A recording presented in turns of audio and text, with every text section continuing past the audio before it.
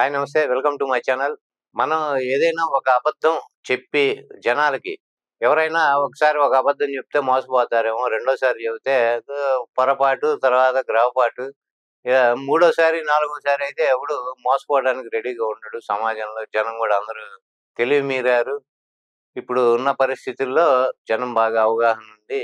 కానీ ఒక మనిషి ఒకే ఈ ప్రజల్ని అబద్ధాలు చెప్తూ వాళ్ళని పదే పదే నమ్మించి మోసగించటంలో జరుగుతూ ఉంది అంటే ప్రజలు పిచ్చోళ్ళన్నా అయ్యుండాలి. లేదంటే ఈ చెప్పిన వ్యక్తి టకుటమారు విద్యల్లో బాగా అందవేసిన చెయ్యి, గజకర్ణ, గోకర్ణ విద్యల్లో బాగా సిద్ధాస్తుడని మనం అనుకోవాలి.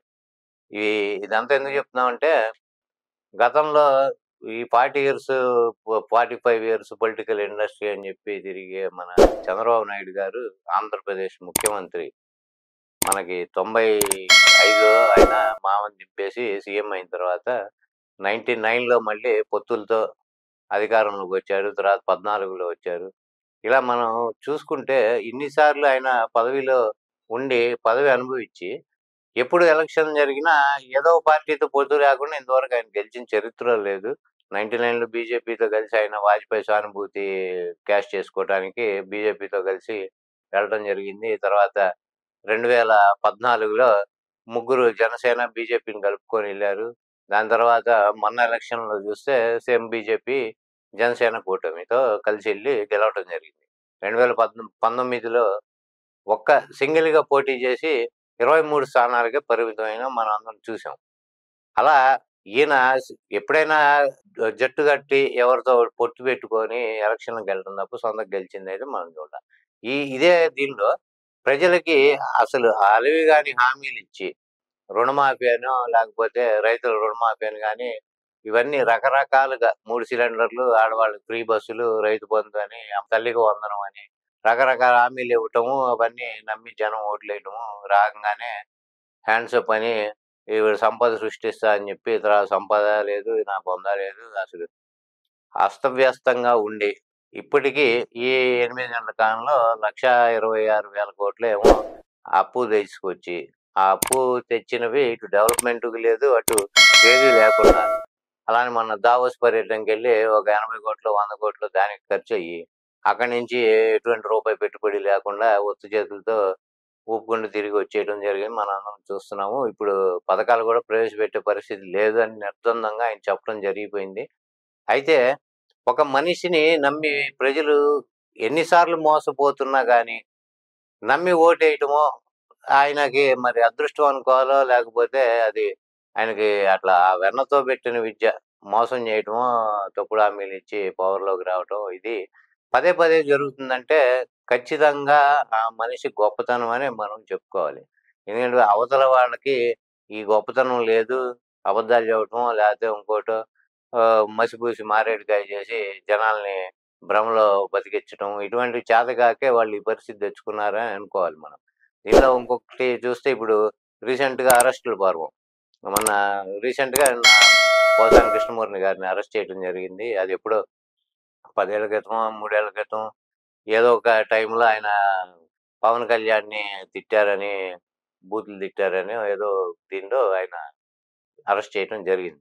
దాన్ని తీసుకెళ్ళి అనంతపురం జిల్లాలో ఎక్కడో ఆయన్ని తీసుకెళ్ళటము, అక్కడ ప్రొడ్యూస్ చేయటం జరిగింది. మనం చూస్తున్నాం. ఇందులో కక్ష సాధింపు రాజకీయాల్లో భాగంగానే ఇది జరిగిందని మనం అనుకోవాలి. ఎందుకంటే గతంలో ఇక్కడున్న నాయకులు, ఇప్పుడున్న నాయకులు ఎవడు తక్కువ తినలేదు. ఇటు తెలంగాణలో చూసినా, అటు ఆంధ్రాలో చూసినా బూతుల పర్వంతో అవతల వాళ్ళని దుమ్మెత్తిపోయటము ఒక ఇదైపోయింది. కాబట్టి ఎవడు ఏం మాట్లాడినా గాని ఫ్యూచర్‌లో వీళ్ళందరికి రొటేషన్ పద్ధతిలో ఒకళ్ళ తర్వాత ఒకళ్ళు ఇదే సెక్షన్‌ల కింద ఇదే పరిస్థితుల్లో అరెస్టులు, లేకపోతే ఇంకోటి జరుగుతాయి. ఇంక ఫ్యూచర్‌లో గూడా ఇవే నడుస్తూ ఉంటాయి. నెక్స్ట్ ఇంకో గవర్నమెంట్ వస్తే వాళ్ళు కూడా ఇదే పని చేస్తారు. అప్పుడు పలానప్పుడు నువ్వు మమ్మల్ని తిట్టావు అని ఎవడో మనోభావాలు దెబ్బతింటాయి. ఇప్పుడు ఎవరిని తిట్టారో వాళ్ళు గాకుండా వేరే వాళ్ళెవరో మా నాయకుడిని తిట్టినందుకు మా మనోభావాలు దెబ్బతిన్నాయని చెప్పి వాళ్ళు కేసులు పెట్టటము, డిఫరెంట్ ప్లేసుల్లో పెడతాం, తీసుకుపోవటం ఇది జరిగింది.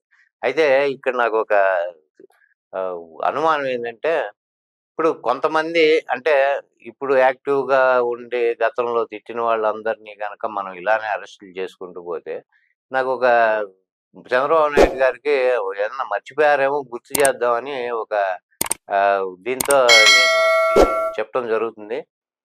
గతంలో ముఖ్యమంత్రిగా పనిచేసిన నాయన్ల భాస్కర్‌రావు గారు చంద్రబాబు గారిని ఉద్దేశించి చంద్రబాబు అంటే ఆయన చాలా దారుణమైన ద్వేషభావంతో ఉంటారు, తిడతారు. ఇయన్నీ పాపం ఎప్పుడు ఈ ఎవరైనా ఇంటర్వ్యూల్లో గాని, వాటిల్లో చంద్రబాబు పేరు ఎత్తేనే ఆయన చాలా కోప్పడుతూ ఉంటారు. ఆయనకి అసలు అసమర్థుడు అంటారు. ఎందుకు పనికిరానోడు అంటారు. రకరకాలుగా మాట్లాడతారు.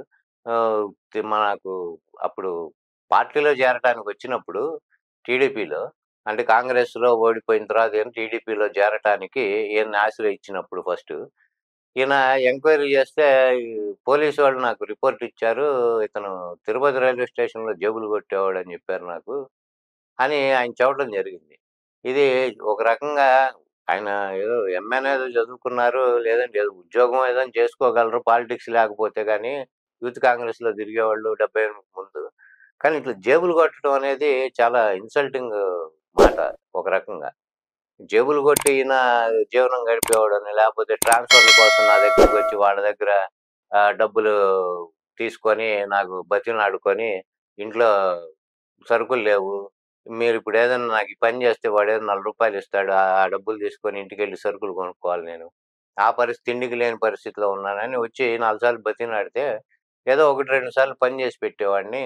ట్రాన్స్‌ఫర్‌లనో, ఇంకోడినో ఎవడినోడిని తెచ్చేవాడు అని ఈ రకంగా చెప్పడం జరిగింది. అలానే రంగా గారి మర్డర్ కేసులో గూడా చంద్రబాబు హ్యాండ్ ఉందని చెప్పడం జరిగింది. ఆయన డిఫరెంట్ సిట్యుయేషన్‌లో చంద్రబాబుని దారుణంగా ఆయన ఇది చేయటం జరిగింది.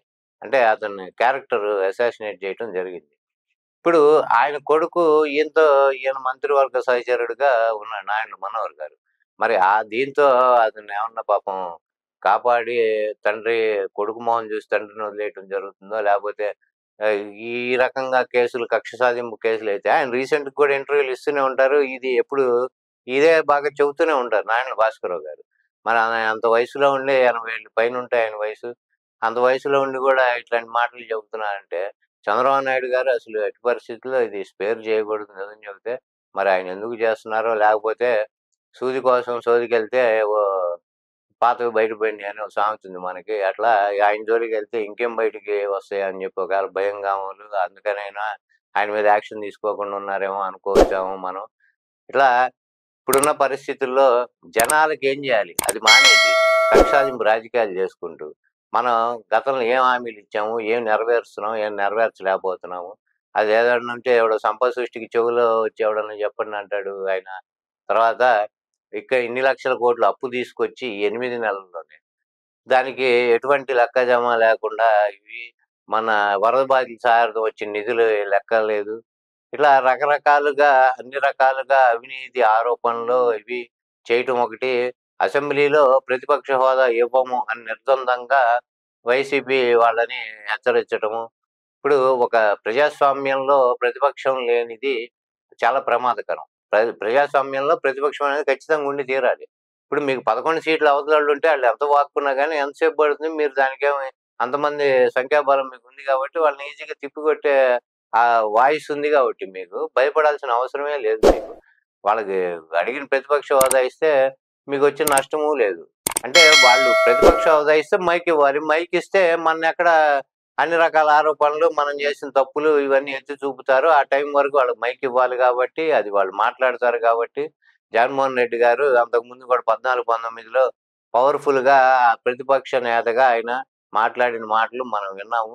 ఇప్పుడు గూడా అదే ఫేస్ చేయాల్సొస్తుంది అనే ఉద్దేశంతో వాళ్ళకి ఇవ్వకుండా ఇది తాత్సారం చేయటము, వాళ్ళకివ్వమని చెప్పి నిర్ద్వందంగా చెప్పటం జరుగుతుంది గానీ, ప్రజాస్వామ్యంలో ప్రతిపక్షం లేకుండా అసలు అది ప్రజాస్వామ్యమే కాదు.